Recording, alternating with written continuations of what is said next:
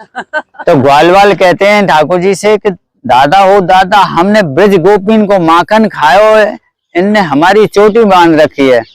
तो उधर से ठाकुर जी कह रहे हैं सखान से कि सारे तुम्हारी का चले या मेरी बंधी पड़ी है। तो ये यहाँ ठाकुर जी की बाल स्वरूप लीला देखने के लिए ब्रह्मा जी यहाँ स्वयं पर्वत रूप में विराजमान है। यहाँ वैसे पर्वत रूप में गिरिराज विष्णु पर्वत, यहाँ ब्रह्माचल पर्वत और नंदगांव नंदी शंकर पर्वत, ब्रिज में आपको यही पर्वत मिलेंगे। जो तीनों देवता बाल ठाकुर जी की बाल स्वरूप लीला देखने के लिए पर्वत रूप में विराजमान है यहाँ। तो ब्रह्मा जी के 4 मुख हैं। इन पर्वतों की चोटी पे ठाकुर जी के 4 गढ़ हैं। इस पर्वत पे बिलासगढ़, आगे महेश पर्वत मानगढ़, इधर पड़ेगा आपको दानगढ़, और श्री जी विराजमान है उसको बोलते हैं भानगढ़। तब गोपियां कह रही हैं ठाकुर जी से कि पहन अंगिया ओढ़ सिर साड़ी, चाल चले तू मतवारी। जनानी चाल धीमी होती है, मर्दानी तेज होती है, ऐसा चाल को भी बखानने गोपियां। चाल चले तू मतवारी, शीश मटकी माखन की भारी, हमारो दान दो गुजरती बरसाने वारी।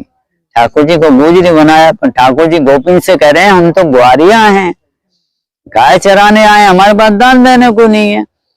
तो गोपियां ठाकुर जी की तलाशी लेती हैं। उनकी फेंट में बंसी थी, तो राधे जी ने बंसी को ले लिया और कहा कि बंसी तब मिलेगी हमारा दान चुका दोगे। दान देने को नहीं है तो श्रम करके मेहनत करके दान चुकाना पड़ेगा। तो ठाकुर जी को गोपियां दानगढ़ ले गई हैं, और दानगढ़ पर राधा रानी को स्वयं ठाकुर जी ने सवा पर झूला झुलाया है दान के रूप में, इसलिए वो दानगढ़ है।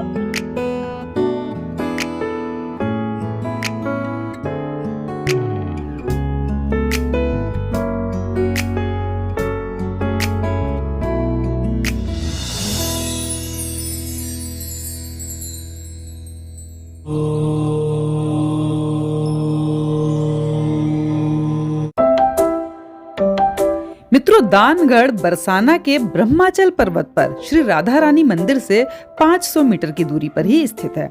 ब्रज की गोपियां सदैव दूध दही बेचने इसी मार्ग से जाती थी, और रास्ते में कान्हा जी इन ब्रज गोपिकाओं की मनोकामना पूर्ति हेतु कहीं न कहीं से अनायास इनके सामने प्रकट हो जाते थे।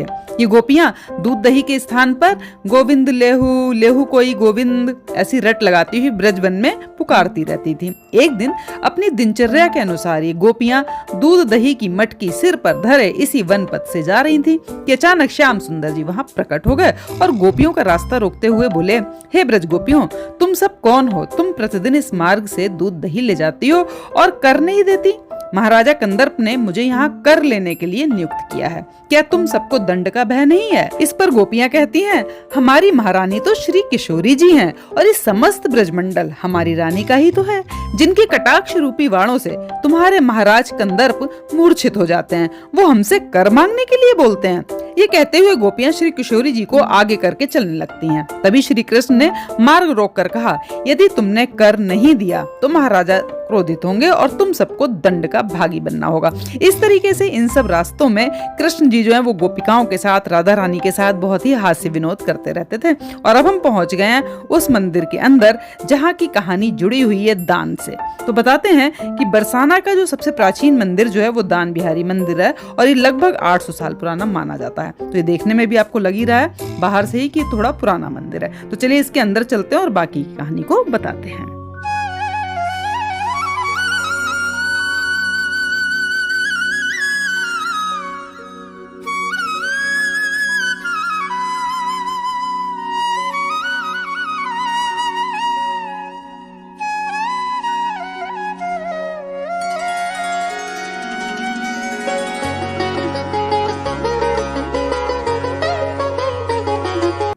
मित्रों, यहाँ से जुड़ी हुई एक कहानी भी है।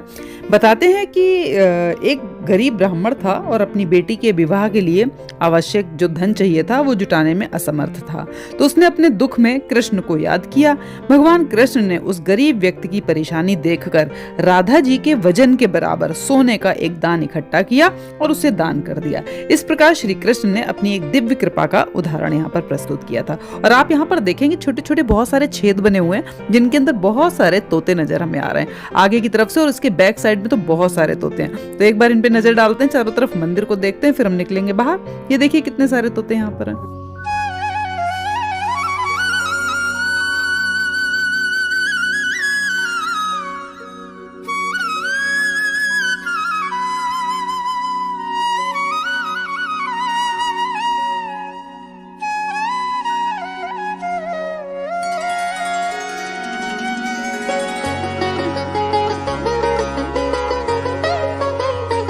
और इस गेट के बिल्कुल सामने ही जैसे आप निकल के बाहर आएंगे तो आपको दिखाई देगा राधा रानी जी का महल। तो सामने जो आपको दिखाई दे रहा है ये है कुशल बिहारी जी का मंदिर कह सकते हैं या महल कह सकते हैं, और इसी के आगे बैक साइड में है राधा रानी जी का महल। तो वो सब कुछ हम आपको अगले वीडियो में दिखाएंगे। तब तक के लिए जय श्री कृष्णा, जय श्री राधे, जय श्री कृष्णा, जय श्री राधे।